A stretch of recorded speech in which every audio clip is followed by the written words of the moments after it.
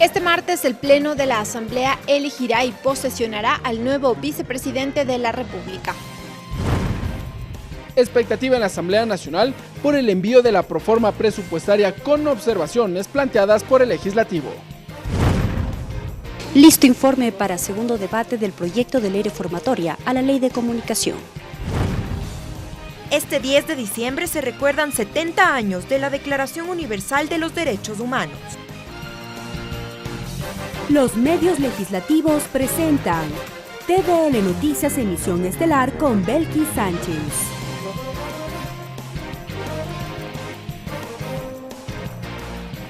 Lunes 10 de diciembre de 2018, saludos amigos, sean ustedes bienvenidos a la emisión estelar de TVL Noticias. Gracias como siempre a quienes nos sintonizan a través de la señal de la televisión legislativa del Ecuador y también a quienes nos siguen por internet, por tvl.asambleanacional.gov.es, así como también por Facebook Live. Enseguida el desarrollo de la información.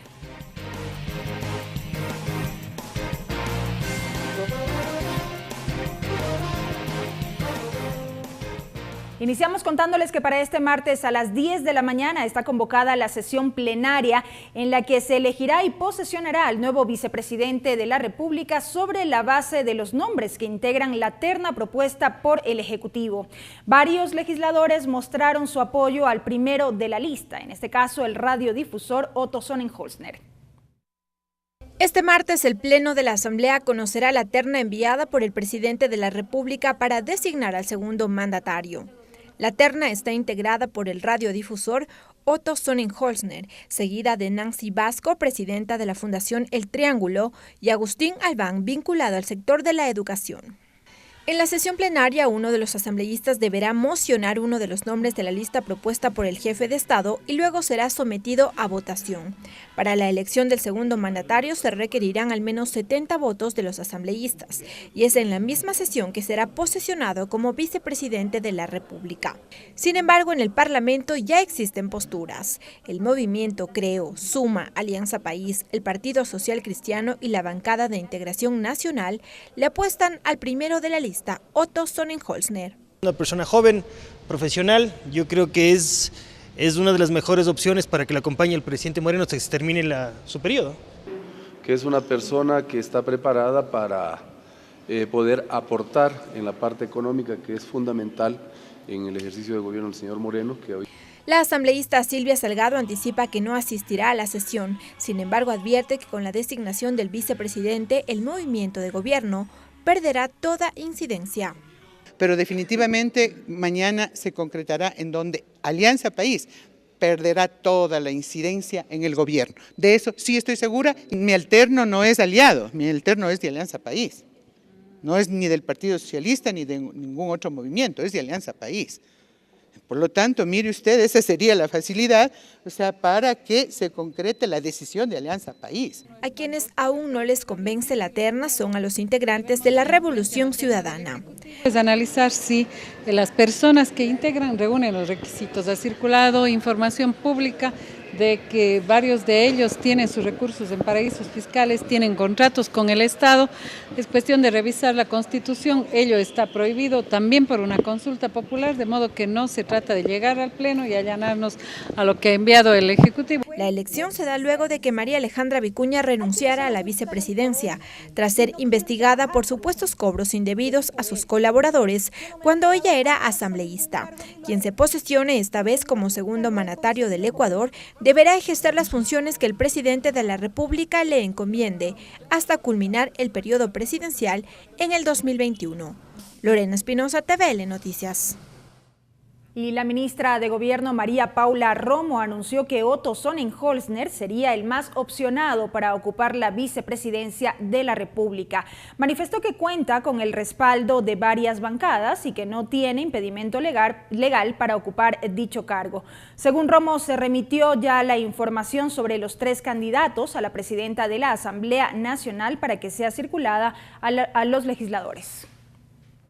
El primer candidato de la terna del presidente no tiene este impedimento, aparecía como directivo en una empresa, que no es lo mismo que ser accionista y dueño, aparecía como directivo, pero para evitar entrar en esta explicación de si es accionista o es directivo, ha renunciado ya inclusive como directivo, y este documento también lo enviaríamos para que la presidenta lo pueda circular a todo el Pleno de la Asamblea Nacional y el día de mañana la votación se produzca en un ambiente que es el que nosotros hemos constatado hasta hoy, que hay mucho acuerdo y mucho apoyo para ese nombre.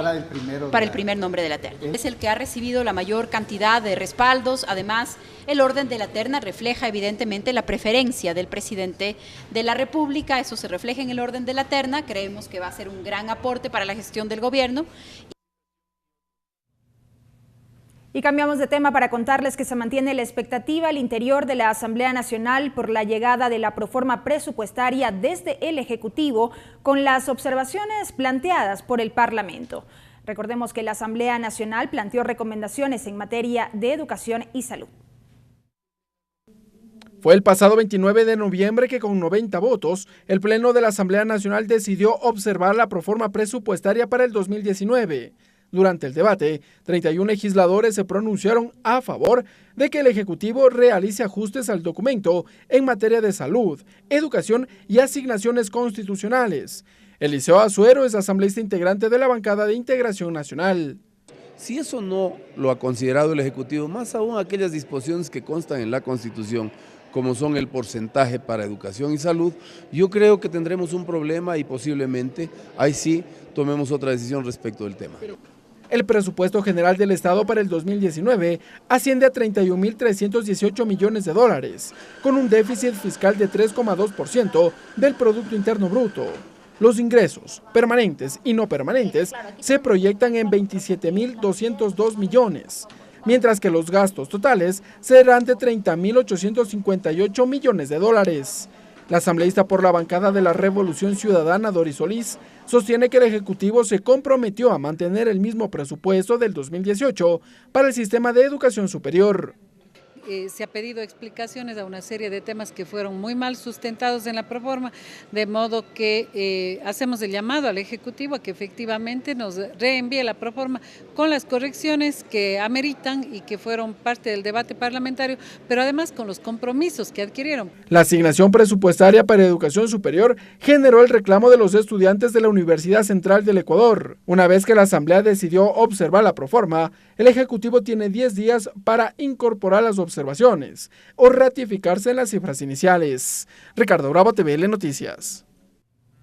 A través de un comunicado oficial, la Asamblea Nacional se pronunció en torno al trabajo que desarrolla el Parlamento ecuatoriano como parte de las acciones para enfrentar la corrupción. A continuación, el documento. La lucha contra la corrupción es uno de los ejes que definen la agenda legislativa priorizada de la Asamblea Nacional, que en su tarea de legislar y fiscalizar intensifica su trabajo en el tratamiento y aprobación de leyes para fortalecer esa lucha.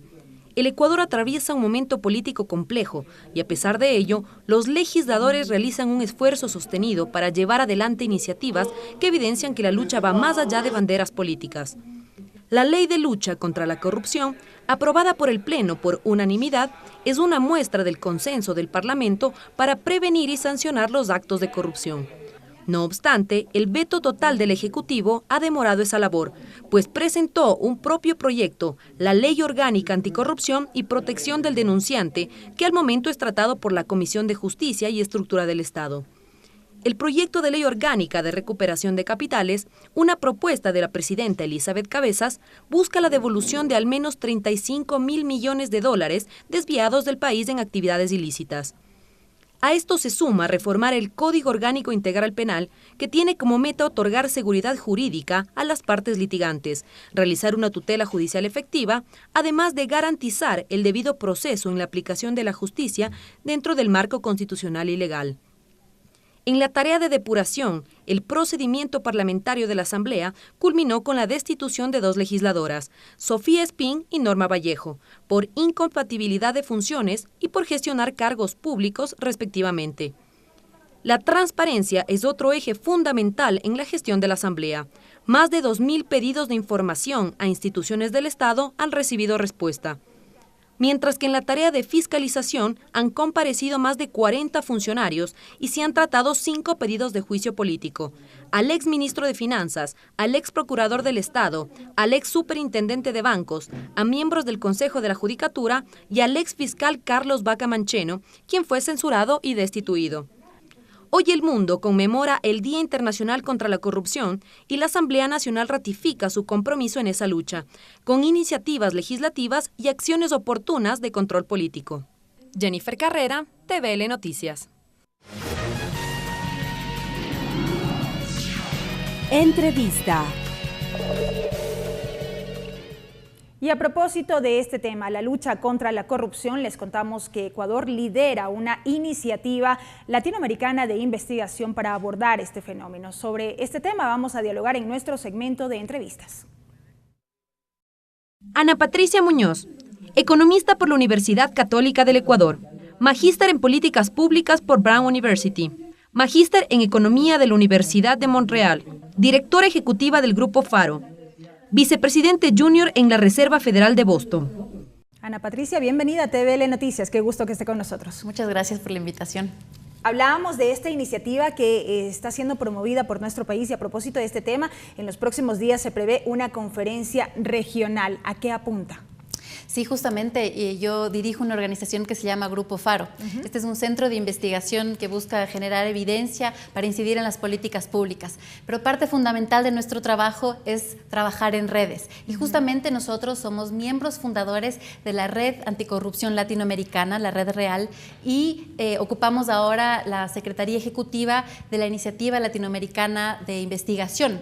Y con estas dos redes estamos organizando esta conferencia regional que la hemos llamado Conferencia sobre la lucha contra la corrupción, investigación e innovación en América Latina. Sobre una temática que no es reciente, no es nada nueva, pero hemos visto que ha tomado fuerza en estos últimos años, en estas últimas décadas, y a propósito de estos escándalos que se han suscitado, los Panama Papers y demás. Sí, justamente es un mal que aqueja a todo el mundo y sobre todo a nuestra región, y creemos que es hora de pasar del diagnóstico a ser propositivos, y justamente esta conferencia topa varios aspectos, topa el rol de los medios de comunicación, del sector privado, de las instituciones, y todo esto basados en evidencia, en investigación. Vamos a contar con expertos de más de 14 países de América Latina. Tenemos visitantes de estos países, 30 de ellos que nos van a acompañar, y por supuesto también colegas aquí ecuatorianos que estarán ahí para escuchar y también para proponer. Usted manifiesta que es necesario ser propositivos alrededor del estudio de este tema, pero ¿cómo más incidir precisamente para hacer frente y sumarnos a esta lucha contra la corrupción? ¿Cómo más incidir? Sí, yo creo que hay que verlo de forma integral. Por ejemplo, uno de los aspectos que ha faltado en la discusión de forma general, creo, es el rol del sector privado, tanto en la prevención como en la lucha, e integrarlos en una agenda compartida. Yo notaba que la forma en la que se definía corrupción en 1999 era el abuso del poder público para beneficio propio. Ya en el 2009 se habla de abuso del poder para beneficio propio. Sí, la palabra pública ya ni siquiera aparece porque la corrupción está en todas partes. Entonces, sin embargo, vemos que todavía queda esto en el imaginario de la gente. Cuando pensamos en corrupción, nos remitimos quizá al gobierno de turno en nuestros países. Sigue quedando en el imaginario. Bueno, va a haber una investigación que se va a presentar que el título es algo así como las dos caras de la moneda. Efectivamente, hay informes recientes del Fondo Monetario Internacional, del Banco Mundial, que muestran que en el Ecuador, por ejemplo, más de 2.000 millones se va en sobornos al año y que mundialmente se pierde 3% del PIB en sobornos. Entonces, realmente cuantitativamente es importante, y evidentemente proyectos de infraestructura, por ejemplo, que se los hace a través o con el gobierno, juegan un rol importante. Pero ver la otra cara de la moneda también creo que es hora de hacerlo, justamente para ver qué soluciones innovadoras las podemos tomar, y ahí también incluir el rol de la sociedad civil. Partiendo también del impacto que ha tenido este fenómeno en las sociedades. Por ejemplo, vemos el tema del nivel de confianza en la ciudadanía que disminuye en lo que tiene que ver con la confianza respecto de los gobiernos, impacto también en lo concerniente a las inversiones extranjeras. O sea, hay una serie de elementos que analizar que sin duda alguna está afectando a las sociedades. Y otro de los impactos, por ejemplo, además de esta pérdida, esta fuga de capitales, es la pérdida de eficiencia. Justo ahora conversábamos con Eduardo Engel, que es uno de los ponentes. Él viene desde Chile y es el fundador de Espacio Público, es la organización que está coordinando con nosotros esta conferencia. Y él presidió la Comisión Engel en Chile, que terminó con 13 reformas para la lucha contra la corrupción. Entonces, han tenido mucho éxito ahí avanzando esto. Entonces, él mencionaba que ya hay estudios que demuestran que hay una correlación inversa entre la eficiencia y las organizaciones, las compañías que tienden a pagar sobornos. Es decir, si se pone esfuerzo en pagar sobornos, menos esfuerzo se pone en ser eficientes, en ser innovadores. Entonces, hay todo un bagaje de consecuencias y de costos que tiene la corrupción en un país. Coméntenos detalles entonces de cuándo se llevará a cabo esta conferencia, quiénes participarán y qué ocurrirá luego de la misma, luego de que se reciban todos estos aportes. Sí, esta conferencia va a estar, la abrimos mañana, entonces va a estar el martes todo el día, desde las 9 hasta las 5 de la tarde, y el día miércoles desde las 9 hasta el mediodía aproximadamente. Y justamente a través de investigaciones que se hicieron con concursos, fondos concursables, con ponencias de expertos y también con mesas de diálogos y paneles, vamos a tratar todos estos temas, hacer el diagnóstico, cuáles son las causas, cuáles son las formas de evaluar los mecanismos implementados, si son eficientes o no, y sobre todo cuáles son las propuestas de solución. Yo ya me he leído algunos de los papers que se van a presentar y cada uno de ellos tiene por lo menos 10 recomendaciones, ya sea para la institucionalidad, ya sea para introducir innovaciones desde la economía del comportamiento, y en fin, todo esto nosotros lo vamos a difundir en una publicación que estoy segura les haremos llegar, y ahí seguro vamos a contar con recomendaciones mucho más específicas para que aporten al debate nacional. ¿La ciudadanía puede participar abiertamente en esta conferencia? ¿Cómo pueden hacer? Sí, tenemos cupos limitados porque es una conferencia de altísimo nivel, pero con mucho gusto, si ustedes escriben a la dirección de Grupo Faro, nosotros les respondemos enseguida avisando si todavía hay oportunidad para participar. Correcto. Pero definitivamente nos alegraría, mientras más personas participen, mejor. Correcto. Ana Patricia, muchísimas gracias por habernos acompañado y habernos compartido esta información que sin duda es trascendente en momentos en que toda la sociedad ecuatoriana precisamente debate estos temas. Muchísimas gracias por la invitación. Gracias. La presencia de Ana Patricia Muñoz, quien representa a Grupo Faro, dialogando con nosotros acerca de esta conferencia regional de lucha contra la corrupción que se desarrollará este 11 y 12 de diciembre en el Hotel Sheraton, aquí en la capital, y en donde se abordará esta problemática con representantes de varios países, conferencistas de varios países.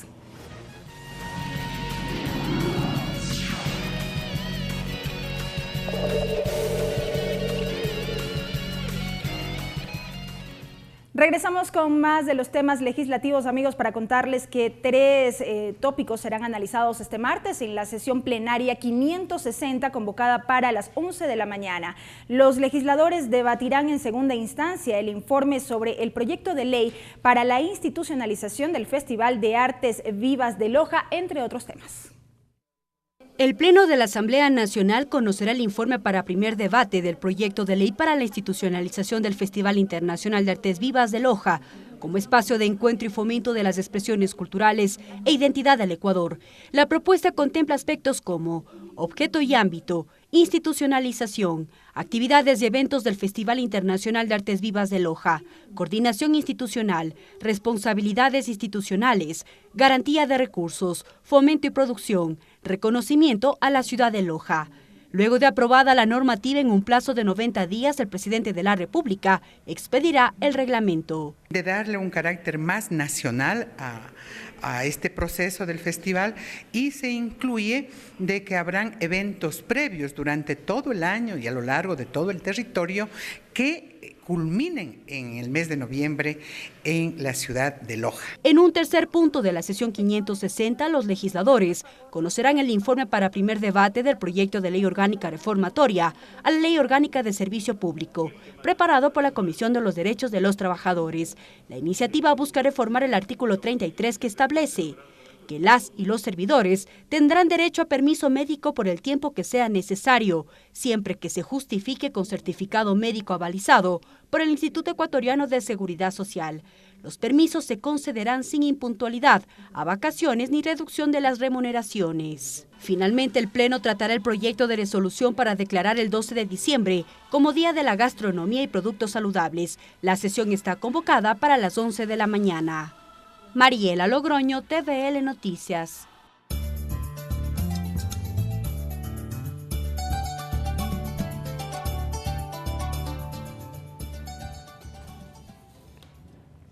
Minga chihuahua gayukuna ñukunchi ñami kasna kaychishi willaykunawan kikinpa wasiman chamukunchi mashi Belki Sánchez allichishi kaypi willaykunawan kacharinchi kichwa shimipi.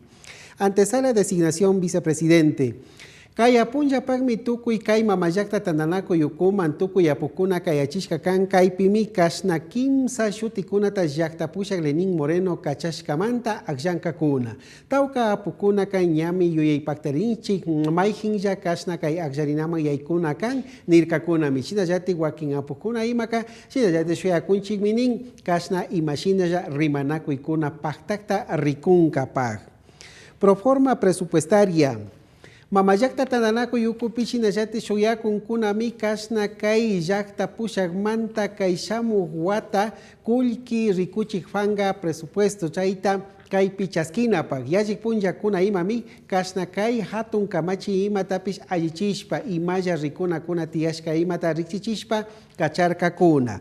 Kay educación y salud hatun yanapaykuna imatami ñukunchika kasna kay kullki imapika pakta kachun kan chaytami mañakunchik nishpami apukuna imaka kaypi riksichishkakuna. Sukte willaypi charinchi sesión pleno 560 Shinallati kay apunllapakmi kasna ña mamayakta tandanaku yukuman kasna kayachishkakuna kan tukuy apukuna kaypika kimsa hatun yuyaykuna imatami rimanakunkakuna. Shinallati kay hatun rimanaku imapimi imashinalla kasna kamachikuna ñawpakman rurarishpa katikushka imata riksinkakuna arininkakuna mananinkakuna. Hasta aquí la interpretación en el quichua.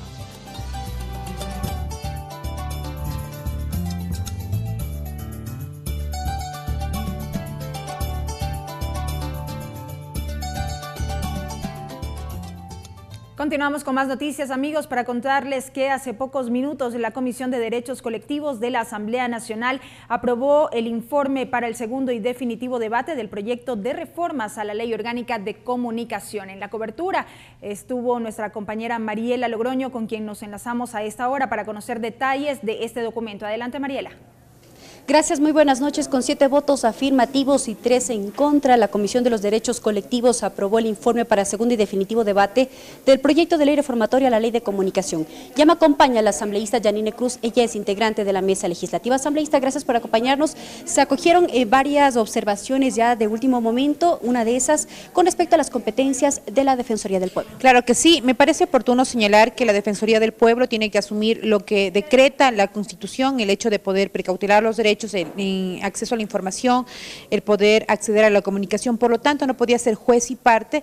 Por lo tanto, las acciones de la Supercom pasarían inmediatamente al Consejo de Regulación. Creo que ese fue un compromiso desde el inicio y estamos cumpliendo a carta cabal lo que piden los ciudadanos, ¿no? Me parece que no solamente es una ley de comunicación, es una ley democrática que garantiza la libre expresión, pero también precautelar los derechos de los ciudadanos. Con las sanciones pecuniarias también que han sido impuestas por la Supercom hasta la fecha a los medios de comunicación, se prevé incluso que el Cordicom las analice y las evalúe.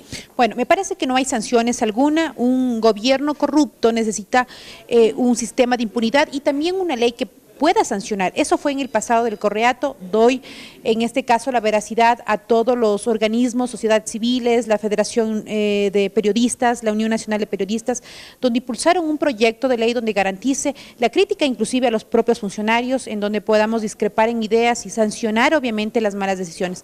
En ese sentido me parece indispensable señalar que esta es una ley que garantiza la libre expresión, pero también el poder como funcionarios y políticos tolerar las críticas. Estamos expuestos a la crítica pública y me parece que es indispensable poder dar el ejemplo de eso y más bien invitar a que se pueda cuestionar el actuar de los legisladores, políticos y el propio gobierno. Gracias, asambleísta. Estuvo con nosotros la asambleísta Yanine Cruz, ella es integrante de la Comisión de Derechos Colectivos. 2 horas aproximadamente le tomó a la Mesa Legislativa la lectura del informe con los últimos ajustes. Ahora el documento pasará a manos de la Presidencia de la Asamblea Nacional para convocatoria a debate ante el Pleno. Buenas noches. Así es, Mariela, gracias por ese reporte desde la Comisión de los Derechos Colectivos de la Asamblea Nacional. Y este 10 de diciembre en todo el mundo se recuerda el Día de los Derechos Humanos, una fecha que hace un llamado a la justicia y dignidad de las personas. Desde la Asamblea Nacional se han emprendido varias acciones que van desde la aprobación de normativas que garantizan derechos de todos los sectores de la sociedad, así como la creación de comisiones y grupos parlamentarios en la defensa de esos derechos. Cada 10 de diciembre el mundo recuerda el Día Internacional de los Derechos Humanos, una fecha que llama a la defensa de la equidad, la justicia y la dignidad humana. Este día además resalta la decisión adoptada por la Asamblea General de las Naciones Unidas, que en el año de 1948 adoptó la Declaración Universal de Derechos Humanos y justamente en el 2018 se celebra el aniversario número 70 de la declaratoria. A partir de este hecho, la ONU emprendió la campaña Lucha por los Derechos Humanos, que con mensajes claros llama a todos al trabajo conjunto. Desde la Asamblea Nacional del Ecuador, en cumplimiento de lo suscrito por los países miembros, ha desarrollado acciones legislativas encaminadas a proteger los derechos humanos, como es el caso del proyecto de ley de la Defensoría del Pueblo, que establece competencias claras de la institución defensora de derechos humanos. En seguridad social, aprobó las reformas a la ley que incrementa de 65 a $100 las pensiones para los jubilados del Seguro Social Campesino. En materia de educación, aprobó una norma interpretativa a la Ley de Educación Intercultural para que los docentes del magisterio que se acogieron a su retiro a partir del 20 de octubre del 2018 tengan derecho a percibir el estímulo para la jubilación.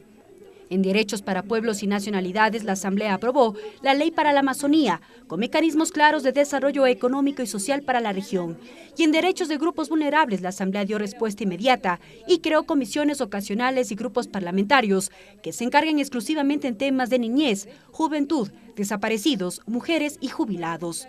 Para su seguimiento fue creado el Grupo Parlamentario para la Promoción, Protección y Defensa de los Derechos Humanos, que en su plan de trabajo establece velar por la pronta ratificación en la legislatura de los tratados internacionales, velar por el cumplimiento por parte de las instituciones del Estado de la realización progresiva de todos los derechos humanos, evaluar los proyectos de ley en cuanto a su conformidad con las obligaciones nacionales e internacionales del Estado ecuatoriano en materia de derechos humanos. Los asambleístas Doris Solís y Tito Puanchir detallaron los ejes que marcarán este grupo parlamentario. Un mundo que pueda precisamente garantizar los diferentes derechos de los ciudadanos y ciudadanas en el mundo. Coincidir este gran objetivo de defender, de promocionar, ¿por qué no?, y garantizar los derechos humanos de diferentes partes de la provincia, específicamente en nuestro país.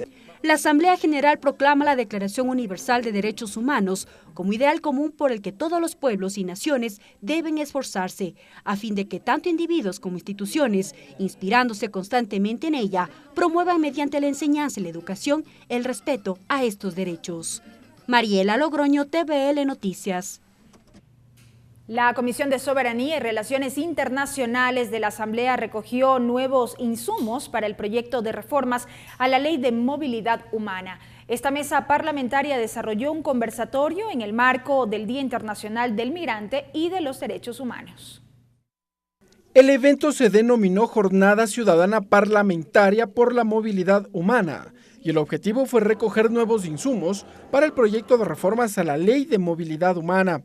Esther Cuesta es la presidenta de la Comisión de Relaciones Internacionales. Debe haber mejor facilidades para que nosotros podamos traer nuestro equipo de trabajo, nuestro homenaje de casa.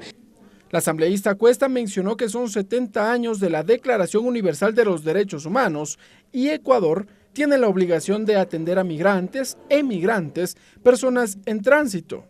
Los migrantes retornados regresamos al país con una infinidad de capacidades, de habilidades, pero también para generar empleo. Durante el foro expusieron los asambleístas Héctor Muñoz y Jimena Peña, además de Mauricio Zambrano.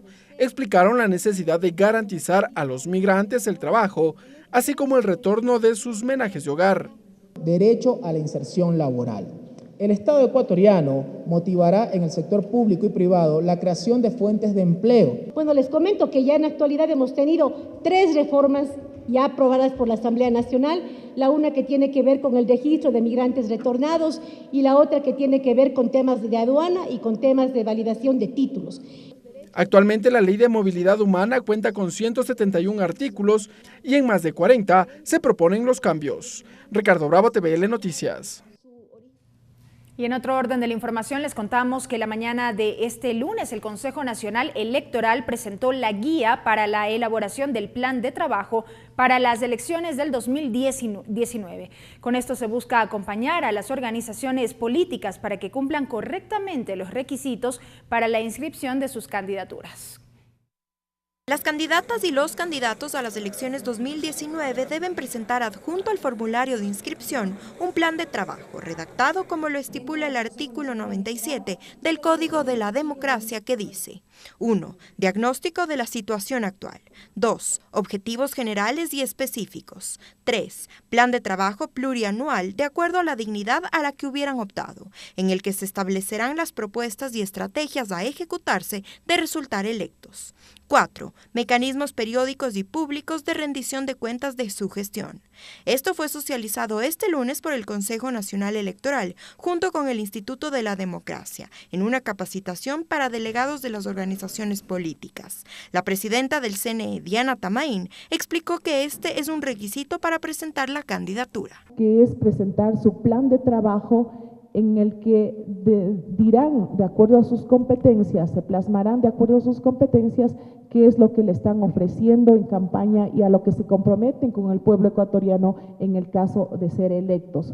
Diego Zambrano, director del Instituto de la Democracia, destacó que el Consejo Nacional Electoral y las instituciones encargadas de velar y vigilar el proceso electoral buscan con estos talleres que los candidatos y las candidatas tengan toda la información para desarrollar su plan de trabajo con enfoque al desarrollo ciudadano. Para que la elaboración del plan de trabajo sea muy técnico, sea muy bien pensado, pero a su vez que sea un trabajo amigable, posible, para facilitar, para priorizar el fondo sobre la forma.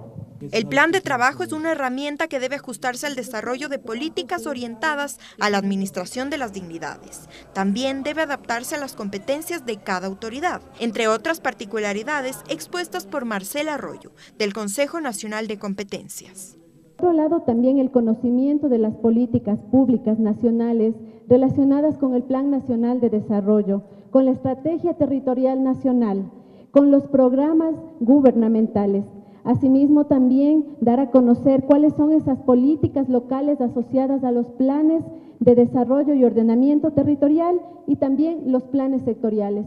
El CNE exhortó a las organizaciones políticas a incorporar en su plan de trabajo proyectos orientados a fortalecer la protección y garantía de los derechos de niñas, niños, adolescentes, jóvenes y personas adultas mayores. Hay que recordar que hasta el 21 de diciembre de 2018 se receptan las inscripciones para los candidatos. Tatiana Sonnenholzner, TVL Noticias. Agenda de actividades. Y enseguida la revisión de la agenda de actividades de la Asamblea Nacional para este martes 11 de diciembre a las 7:30. El Grupo Parlamentario de Inclusión, Masificación y Fortalecimiento del Deporte recibe a Luis Manfredi, director de la Liga Pro de Ecuador, a Nicolás Gross, CEO Pro Golf, y a Fabricio Valdivieso, director de torneos Challengers ATP. Ahí se abordará la temática del deporte profesional. Será en el 6º piso del Palacio Legislativo. A las 9 de la mañana, la presidenta de la Asamblea Nacional, Elizabeth Cabezas, invita al tercer taller de trabajo Acuerdo por la Gobernabilidad. Será en el Salón de Uso Múltiple en el Palacio Legislativo. 10 de la mañana, sesión 559 del Pleno de la Asamblea Nacional del Ecuador para el conocimiento del oficio del 6 de diciembre suscrito por el presidente de la República, Lenín Moreno, y la resolución y elección del vicepresidente constitucional de la República. Como siguiente punto tendrá lugar la posesión del vicepresidente constitucional de la República del Ecuador. 11 de la mañana, sesión 560 del Pleno de la Asamblea Nacional. Allí se resolverá sobre un proyecto de resolución para declarar el 12 de diciembre como Día de la Gastronomía y Productos Saludables. También el primer debate del proyecto de ley para la institucionalización del Festival Internacional de Artes Vivas de Loja y también el primer debate del proyecto de ley orgánica reformatoria a la Ley Orgánica de Servicio Público en lo referente a permiso de atención médica. También habrá actividades en horas de la tarde en las distintas comisiones de la Asamblea Nacional. Ustedes pueden seguir de cerca el desarrollo de las mismas y los detalles en nuestras emisiones informativas. Tengan todos una muy buena noche. Los medios legislativos presentaron TVL Noticias, emisión estelar.